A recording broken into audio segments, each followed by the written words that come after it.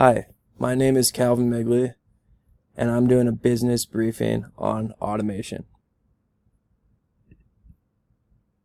So the first dramatic spike in the productivity with workers happened during the Industrial Revolution of the 18th and 19th centuries.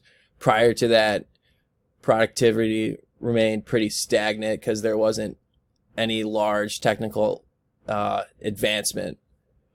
With steam power, factories, machinery, people were able to produce goods at the mass scale. There was a big transition out of the agrarian economy of like peasants and farming into the industrialized economies of factories and factory workers. There was mass amounts of goods and consumer goods being able to produce. So it wasn't just the wealthy being able to afford mass-produced consumer goods, but also the working class as well. It took nearly 200 years for us to fully industrialize, and it caused a lot of social instability when we had a switch, like a technological switch from going from farmers to the industrialized proletariat. So that caused a lot of unrest, and you could see that with multiple communist revolutions happening, whether it be the Bolshevik Revolution or the Chinese Communist Revolution. So in that slide, you're able to see the historical impact of technological advancement on the displacement of labor.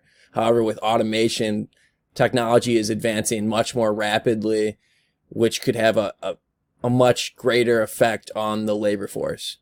There are 4 types of automation, and this includes substitution, which effectively completely replaces the tasks of a worker. This is like self-driving cars or like packing plants or like manufacturing goods. There's augmentation automation, which is using technology to make workers more productive. So there's things such as robotic arms or surgeons so they can make more precise incisions during surgery. There's generation automation, which is just new technology has never been accomplished by humans on the mass scale. An example of this would be 24/7 alert systems calling a mass amount of people at once. And then there's transference automation, which is shifting tasks from workers to consumers. And examples of this would be ATMs, self-checkouts such as at grocery stores, or tickets at like movies, or transportation such as like a train station or a bus station. So now we're going to cover the impacts of automation. So one of the greatest risks of automation is job polarization. So it's not just the low skilled jobs that are going to be automated, but medium and high skilled jobs as well.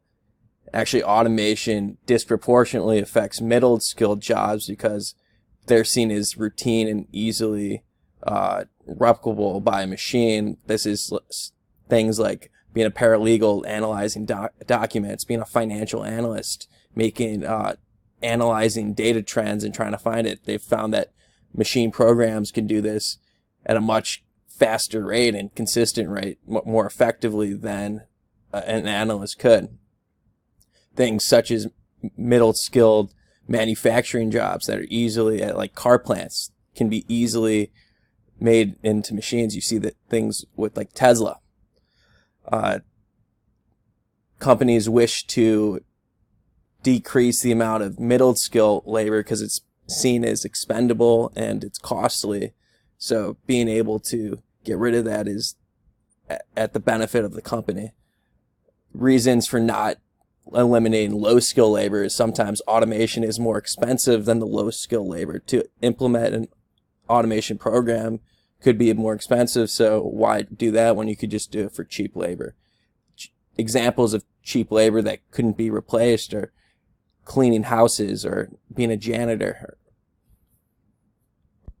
This displacement of the middle skill workers is causing mass amounts of income inequality through the shrinkage of the middle class. So now we're going to cover some more impacts of automation. Some other aspects of automation are the susceptibility of being automated. So certain occupations are more susceptible than others.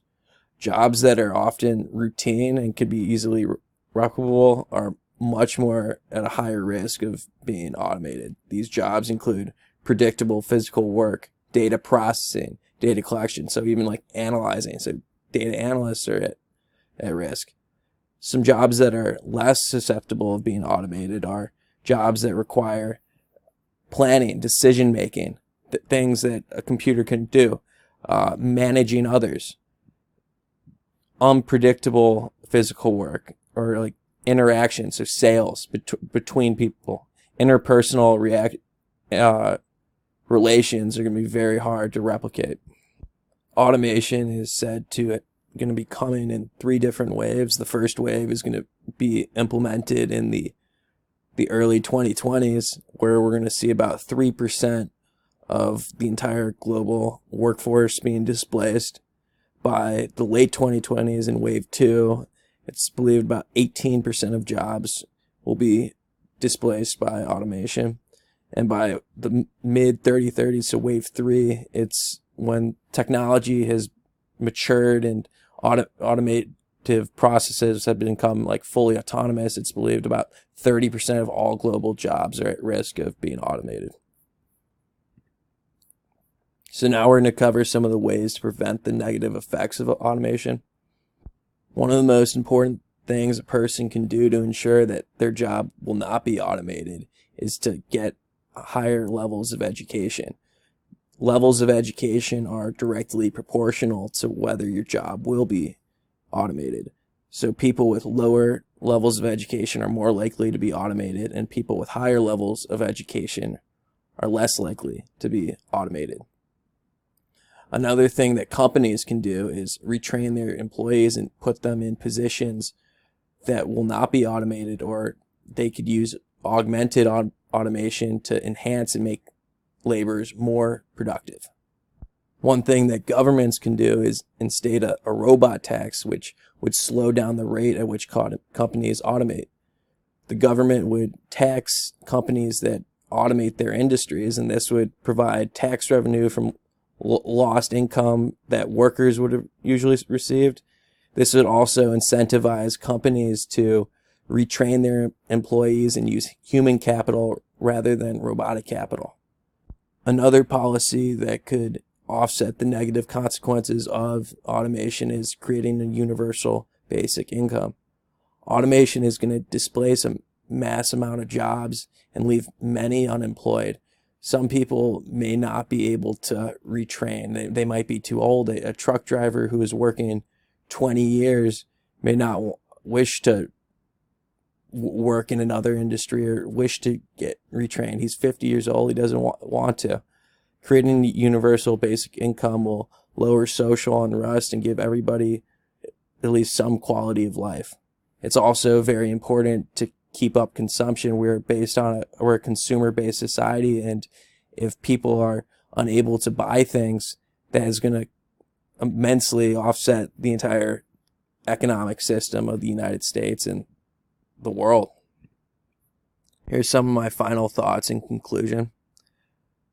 Automation is here to stay, and technological advancement is unavoidable. There's nothing we could really do to prevent automation from happening. The efficiencies in the market are always going to look for ways to become more productive, and automation is something surely that's going to greatly increase our GDP, but it's also going to create a lot of social unrest and a lot of labor displacement. The rate at which we automate depends on how quickly and expensively tasks can be autonomous. So maybe a company doesn't want to automate right now because it's too expensive, or maybe there's not technology to become autonomous. When we automate too quickly, there's definitely going to be more social unrest and major social consequences, rather if we than doing it in a controlled environment at a controlled rate, and making sure that people and workers are placed into new industries rather than left unemployed. Overall, governments, companies, and individuals must be observant of automation and how it impacts our future. Here are some of my sources.